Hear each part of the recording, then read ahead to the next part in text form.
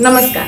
Hashtag लगीन सराई या आपल्या सिरीज मधल्या पहिल्या एपिसोडमध्ये तुम्हा सर्वांचं स्वागत. तर या पहिल्या एपिसोडमध्ये मी बोलणार आहे आउटफिट किंवा आउटफिट कसा निवडायचा. जर तुम्ही निवडला असेल तर त्यात तुम्ही काय ऍडिशन करू शकता, त्याच्यामुळे तुमच्या फोटोज आणि व्हिडिओजमध्ये अजून क्रिएटिव्हिटी लेवल वाढू शकते. कारण आउटफिट हा एक असा फॅक्टर आहे जे तुमचे फोटोज आणि व्हिडिओज हे चांगल्या पद्धतीने सुद्धा अफेक्ट करू शकतात किंवा वाईट पद्धतीने सुद्धा अफेक्ट करू शकतात. जर तुमच्या फोटोज आणि व्हिडिओचा अँगल चांगला आहे, कंपोजिशन चांगलं आहे, एडिटिंग चांगलं आहे, कॅमेरा हाय क्वालिटीचेच वापरलेले आहेत, सगळं चांगलं आहे, पण तुमचे आउटफिटच एकमेकाला कॉम्प्लिमेंट करत नाही आहेत, त्या लोकेशनला कॉम्प्लिमेंट करत नाही आहेत, तुमच्या वेडिंग डेला कॉम्प्लिमेंट करत नाही आहेत, तर ओव्हरऑल आउटपुट बघताना फोटो किंवा तो व्हिडिओ थोडासा आपल्याला कमी क्रिएटिव्ह किंवा कमी इम्प्रेशन पडतं त्या गोष्टीचं. त्यामुळं आउटफिट कसा सिलेक्ट करायचा याबद्दल मी ह्याच्यामध्ये काही टिप्स आणि सजेशन देणार आहे. तर मी काही पॉइंट्स राईट डाऊन केलेले आहेत, मी ते तुमच्याशी शेअर करणार आहे. तर सगळ्यात पहिल्यांदा, जर तुमच्याकडे आउटफिट बद्दल काहीच आयडिया नाहीये, you have zero imagination about your wedding outfit, तर काहीच काळजीचं कारण नाही. तर सगळ्यात पहिला तुम्ही काय करायचं, मोबाईलमध्ये पिंटरेस्ट नावाचं ऍप डाउनलोड करायचं. त्या सर्च बारमध्ये जाऊन सर्च करायचं की समजा तुमचं मराठी पद्धतीनं लग्न होणार आहे, महाराष्ट्रीयन पद्धतीनं, तर तुम्ही सर्च करायचं की महाराष्ट्रीयन वेडिंग आउटफिट आयडियाज. तर तुम्हाला भरपूर एन नंबर्स ऑफ तुम्हाला इन्स्पिरेशन तिथं सॅम्पल्स मिळून जातात. त्याच्यामधलं तुम्हाला एक 2-3 इमेजेस तुम्हाला सेव्ह करून ठेवायचे जे तुम्हाला आवडतात, जे तुम्हाला वाटतात की हा हे मला आवडलं, हे मी त्या दिवशी मी हे घालू शकते, हे मी नेसू शकते. ते मग तू 6 वारी असू शकतं, 9 वारी असू शकतं, घागरा असू शकतो किंवा पेशवाई पद्धतीनं 9 वारी असू शकते. एक काहीतरी रॉ इमेज तुमच्या मनात तयार झाली पाहिजे तुमच्या आउटफिट बद्दल, जेणेकरून तुम्ही जेव्हा शॉपिंगसाठी जाल तुमच्या कपड्यांच्या किंवा साड्यांच्या, तुम्हाला इझी जाईल शॉपिंग करण्यासाठी. त्यामुळे पहिल्यांदा पिंटरेस्ट ऍप डाउनलोड करून घ्या.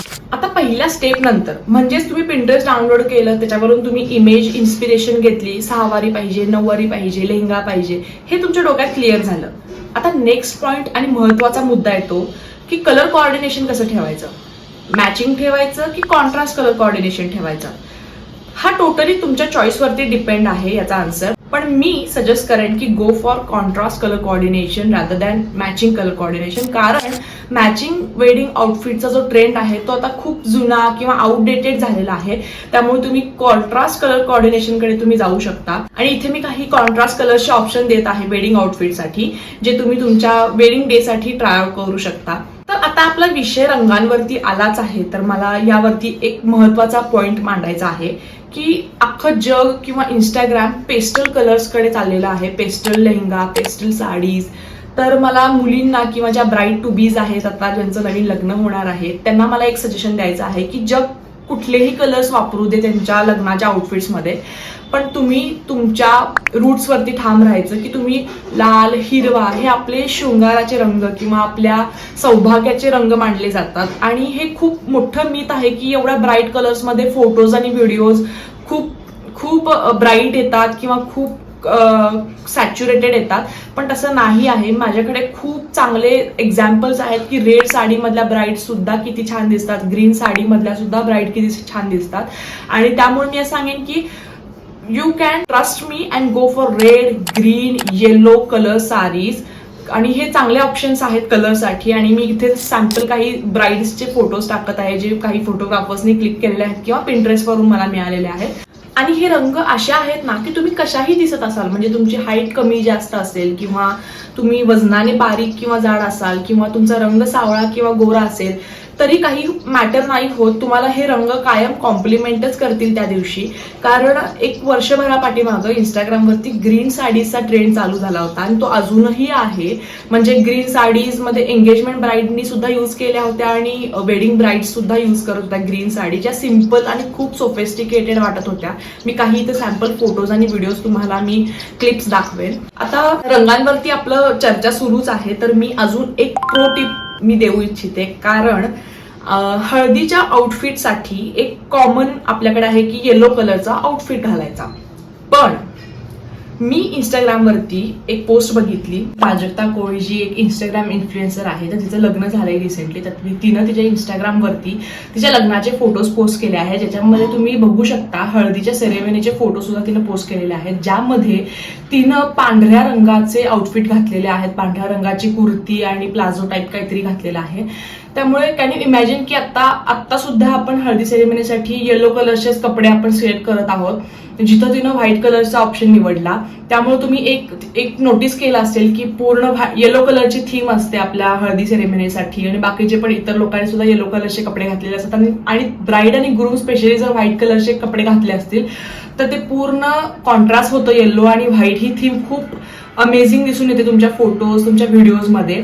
त्यामुळे जर तुमचं बजेट तुम्ही थोडंसं रिॲडजस्ट करू शकत असाल तर please go for white option for your haldi ceremony rather than yellow options. So typical आणि कॉमन ऑप्शन्स आहेत येलो ऑप्शन सध्या तरी. जर तुम्हाला काही क्रिएटिव्ह आणि युनिक हवं असेल तुमच्या व्हिडिओज आणि फोटोजमध्ये, लग्नाच्या व्हिडिओज आणि फोटोजमध्ये, तर तुम्ही डेफिनेटली व्हाईट ऑप्शन तुमच्या आउटफिटसाठी, हल्दी सेरेमनीसाठी चूज करू शकता. आता आपण रंगांचा जो मुद्दा आपण चर्चा करत आहोत तो थोडासा बाजूला ठेवूया. मी तुम्हाला अशी एक गोष्ट सांगणार आहे ज्याच्यामुळे तुम्ही तुमच्या लग्नाचे फोटोज आणि व्हिडिओज ची क्रिएटिव्हिटी लेवल तुम्ही अजून एक लेवल अप करू शकता.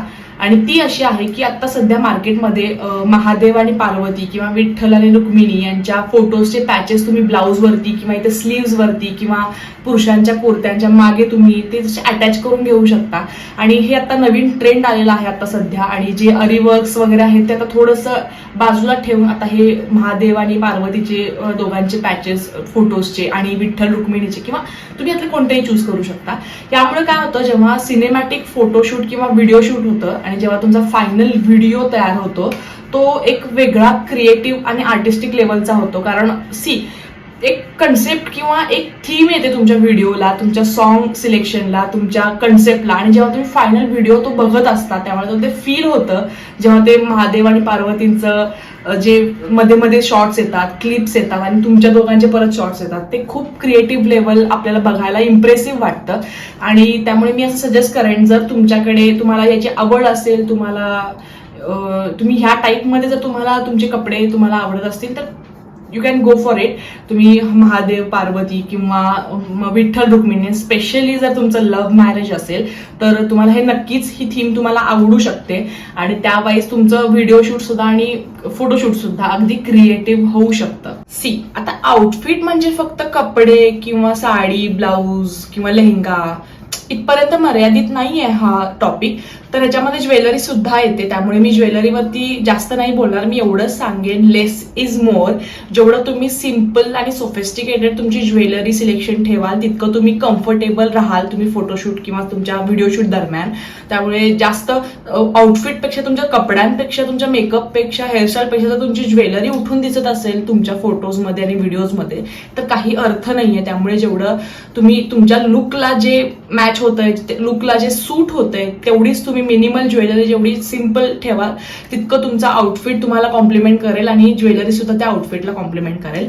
आणि मला स्पेशली ज्वेलरीच्या टॉपिकवरती पुरुषांना किंवा जे आता ग्रूम्स टू बी आहेत, जे आता मुलं आहेत ज्यांची लवकरच लग्न होणार आहेत, त्यांना सांगायचं आहे की तुम्ही शेरवानीवरती किंवा कुर्त्यांवरती तुम्ही घड्याळ घातलं, फेटा घातला, शूज घातलं म्हणजे नाही, तर please go for some pearls jewellery जे आता हल्ली शेरवानीवरती मिळतात अटॅच, किंवा आता नवीन तुम्ही विकत घेऊ शकता किंवा तुम्ही रेंटवरती सुद्धा घेऊ शकता.